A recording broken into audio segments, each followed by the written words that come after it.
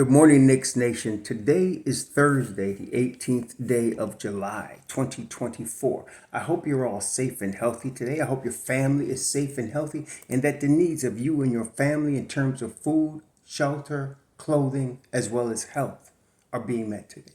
Blessings upon those that work in the healthcare field, along with the first responders, who every day are trying to save lives. Those also that pick up garbage to keep our places clean, and those that make deliveries for our convenience.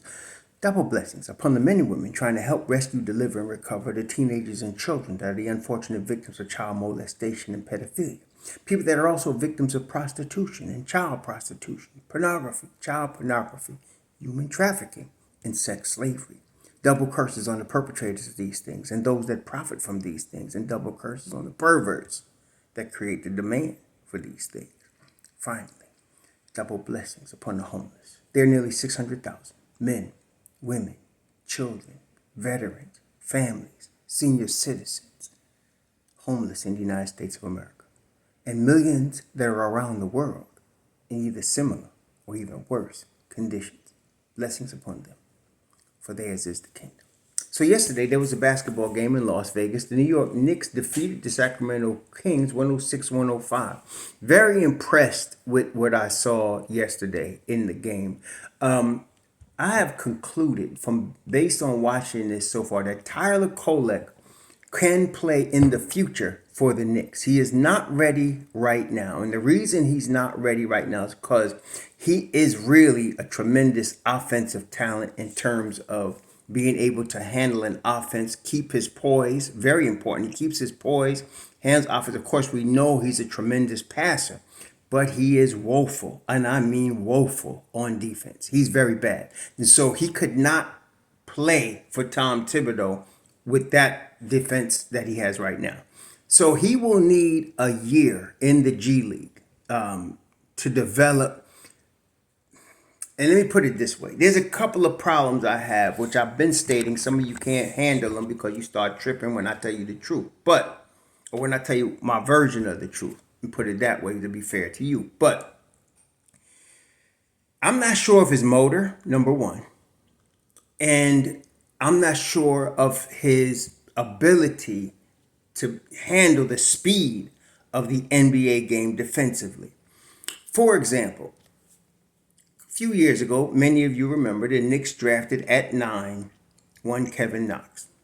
That summer, we were very excited about Knox. There was very little in New York to be excited about. We were in rebuild mode. David Fizdale was the coach, and we were excited about the possibilities with Kevin Knox. He was long, he was young, he was only just turned 19, and there was a lot of upside. As it turned out, Kevin could shoot. He is still, to this day, he could shoot the ball very well. And he had 20 and 30-point games for the Knicks because he could shoot the rock. Kevin could move with the ball. He was very good open floor, but he had no motor. He was not aware defensively. He seemed lost. Now, as a rookie, you expect that, even his second year. But by the time Tibbs came, he still was lost defensively. His motor was still suspect. And that's what caused him to not be able to play for Tom Thibodeau. Okay? I see the same issues with Kolek. Kolek is better than Kevin ever was offensively. He's much more polished. But then again, Kevin was 18, just turning 19. Kolek's 23. Okay, gonna be 24 during the course of the season. So he ain't no kid like Kevin Knox was. But Kolek is more polished offensively, has more upside offensively. He really does have a lot of offensive upside. But as far as defense, I'm concerned that he will never have the motor or the awareness. Now, the awareness part, I think he's intelligent enough. He's a heady player, right? So he's intelligent enough to figure out where he's supposed to be defensively. But his motor, I'm still not sure about. But because of his upside, because of the possibilities, I can understand why the Knicks are taking a shot at him, giving him 3 years guaranteed money. And I think he's going to need G League time to learn. Now, and that's with any rookie, but this guy, because the Knicks really are looking at him and giving him all the shot. He played 30. He's been playing more than 30 minutes a game in the summer, and he played 32 minutes last night. What the last play I was very pleased with. And the reason wasn't just because he won the game. It was he finished through contact. That is another thing that is very important in the league. A guy has to be able to finish through contact. And when he hit the winning basket, that's what he ended up doing. He ended up finishing through contact. Again, his defense is terrible, and I'm not sure he can handle NBA speed defensively, but we'll find that out. But he's going to need at least a year in the G League to be able to see if he could do that. Now, compare him to Deuce McBride. If you look at Deuce's summer league his first year, it's night and day. See, Deuce picks up 94 feet. As long as he's in the game, he's picking up 94 feet. Whoever the ball handler is or the toughest defender, he's picking him up 94 feet. Okay? And in the G League and in summer, Deuce was averaging 10 assists a game. He was in over 20. He had dropped 40, and he was handling. It was night and day. You can't even compare. Okay? And then when Deuce came to the league in his second year, people were saying he can't shoot. And I was telling y'all he can. He just needs to get used to the speed of the game, number one, and he needed minutes, which he wasn't getting. Finally, this year, he gets the minutes, and he was turning in 20-point games, and he was still picking up guys 94 feet, and he was doing it for games sometimes in excess of 40 minutes. So I'm tired of y'all trying to compare this man to Deuce. This little boy might be okay, but he ain't Deuce. He can't do that. He can't pick up nobody 94 feet and then score 20 points. Okay, come on. So let's be real about it. But I do feel like Kolek has a future in the league if he can at least stay in front of his man and know where he is defensively. Bodega 44, for example. He was terrible defensively too. But he was smart enough, savvy enough to use his 6'7", 225-pound frame to know where he's supposed to be on the floor and to try to cover up his deficiencies. And then, of course, the Knicks surrounded him with defenders, and that made him look even better. I see this similar on a guard level with Kolek, if he can do that.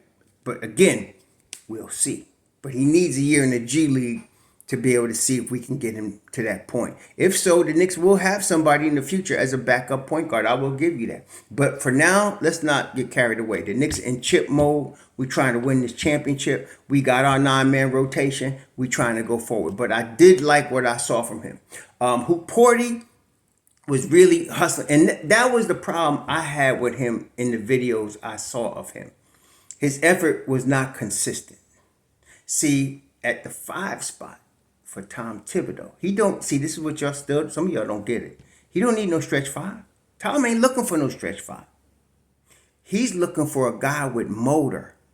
Motor means that every play, you're all out. No matter how long you on the floor, you don't give up on anything ever. That's more important than stretch. Okay? Every play. You challenge every play. You cover the floor on defense quickly. That's important. Okay, that's what's important for a Tom Thibodeau defense. I saw glimpses of that yesterday. Okay, can he do it consistently? We will see. We will. He's going to play the G League. He is already signed for the G League. So he's definitely playing the G League this year. And we want to see that consistent effort. If he can do it, he might be possible. Now, there is Dmitro Stapinstev. This is the thing. Last night they gave him 17 minutes. They've been giving Ariel, he gave him 23 minutes yesterday. They've been giving him more time. Ariel had 10 boards yesterday, but even in his 17 minutes, Stapinski had 5 boards. Stapinski is tough.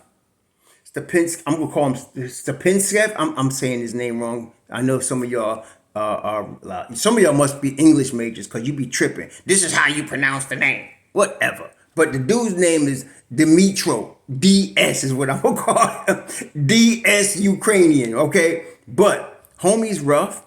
He's a roughneck, okay? I like him as a backup. He's not Hartenstein. But he's got a little Hartenstein in him, though. He's 26, so he's a little older.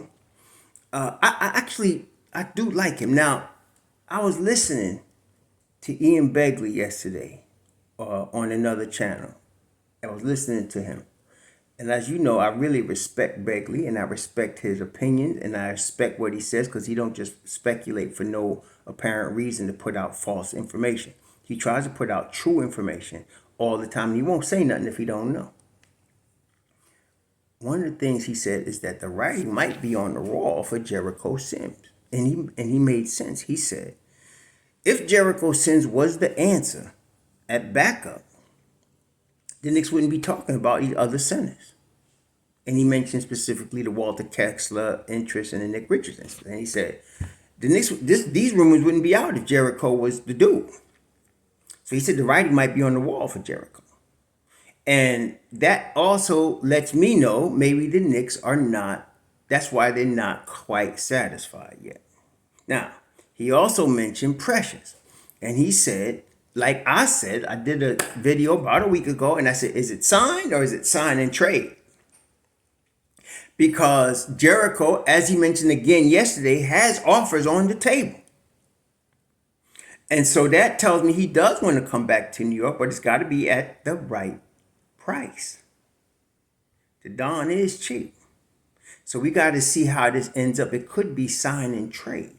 Now, before you start throwing a whole bunch of names that you ain't researched, you don't know about, and you don't understand at me about who the Knicks should get. I heard some knucklehead talking about Dwight Howard. I mean, come on, man. Like, don't drop the soap. Dude is finished. He's washed. And another dude talking about another washed dude, Boogie Cousins. Come on, man. Take the poster off your wall. This ain't 10 years ago. These dudes finished. We need somebody that could ball now. So I don't know who it would be, but you got to understand one thing. Or should I say two? Number one, Deuce McBride is not being traded. And he mentioned that again yesterday. He's not being traded. So forget Deuce. But the Knicks have to send out more money than they take in to stay under the second apron. Now, that would mean maybe Precious and another guy. Now, if you add up, for example, I'm just using an example. Again, some of you are going to trip. You can't help yourself. But I'm just using this as an example. Not that the Knicks wouldn't do it. Jokubitis, right? Johan Jokubitis just signed for 3-year, $33 million, like $11 million a year, or 2-year, 22, something like that. $11 million a year. If you signed Precious for 9 and you got, say, Jericho for 2, that's 11. Okay, and that's the type of deal we'd be talking about. Something that would be the Knicks sending out 11 or 12 and getting back 10 or 11, something like that. Okay, and they'd probably use some trade exception to make it more, right? But that's the type of deal we're talking about. So you're looking at fives that are in the $11 million range. That's my point here. Not necessarily Jokubitis. I know some of y'all again going to trip and start throwing out names. Don't throw out names like Capella. They're not going to do, that's $20 million. They're not doing that. Okay. You're looking for guys in the $11 million range. Jokubitis, Mo Wagner, who just signed with Orlando. Guys that are in that range is what we're talking about, or less. Now, there's not much out there because everybody's been signed, which is why Precious is in a strong position right now. But I feel like the Knicks are not satisfied with just Precious as the backup. And I understand that because, as I've been saying, I thought of Sims as the backup starter and as Precious as the permanent second unit guy. And Tom did that, but maybe he's not. Maybe he's more comfortable with a traditional 5. Okay, so we'll see. And this guy, Dimitro, Ukrainian dude, 26 years old. I don't know. I really don't know. I feel like he's just a little bit below what we're looking for. For example, as much as I like this guy, Mo Wagner is way better. That's all I'm saying. Jokubitis, not Jokubitis, Jonas Valanciunas. I might have been saying Jokubitis. I'm sorry. Valanciunas is way better than this guy. Way better. Like, It's not even close. And both of those would serve very well as backup centers. So, although I like this guy, this Ukrainian boy, tough, rugged dude, I'm not sure if we're going for a championship now. The best option is Precious unless you get somebody that fits the role of the rim protecting 7-foot dude better, which might be Valanciunas, might be Mo Wagner, might be anybody in that $11 million range. Okay, so I'm not sure who it would be, but please don't come up with these has-been dudes like Boogie Cousins, or might as well go ask Shaq to come out of retirement. Some of y'all talking about Boogie Cousins and Dwight Howard. Their days are 10 years ago, man. We need somebody that's now, not the past, now. So I can understand they were looking at Kessler, Nick Richards. That makes sense. I'm not sure who else would be out there, but please, Capella, no, it's not going to happen. Or anybody in the $20 million range is not going to happen. You can't get Jared Allen. Okay? It's not going to happen. So let's look at some realistic options. Some people are looking at Robert Williams III. That would help, but that boy is totally injury prone. Totally injury prone. You think Mitch Roberts injury prone? Look at that boy's game record. Totally injury prone. So you need, if you got him, you would need, and he ain't no, I don't even think he's $11 million, but you have to sign Precious. You need to have backup to the backup. Cause that young man, I would not, depend on him for even 30 games. That's all I'm saying. That's what I'm saying about Robert Williams. I love his talent. But if you're talking about somebody that could start for you for 30 games and be a consistent backup, and he's 13, 12 million. See, he would be in the range. He's a little expensive still. But he would be in the range of what we're talking about. Okay. Again, the problem with him is, this young man has been hurt more than he's been available. Okay. I mean, you could count on Mitchell Robinson for at least 50 games, right? I don't know if you could count on this boy here, Robert Williams III. And again, I like his game. I mean, he's a shot blocker. He's a rim protector. He's active. But he's in the anti-ambulance school, So the Knicks are in a bit of a quandary here. We can get Precious. And the Dom might have to bite the bullet and pay this young man his $9 million, his $8 million, because you could do that and stay under the second apron for Precious. Apparently, they can match whatever was out there, otherwise Precious be signed already. So we're going to see how this works out. But that's the last piece to fall right now. Jericho apparently is not the answer. So we're looking for an answer. So I'm looking for Jericho to maybe be part of a sign and trade. Y'all enjoy your Thursday. Shalom.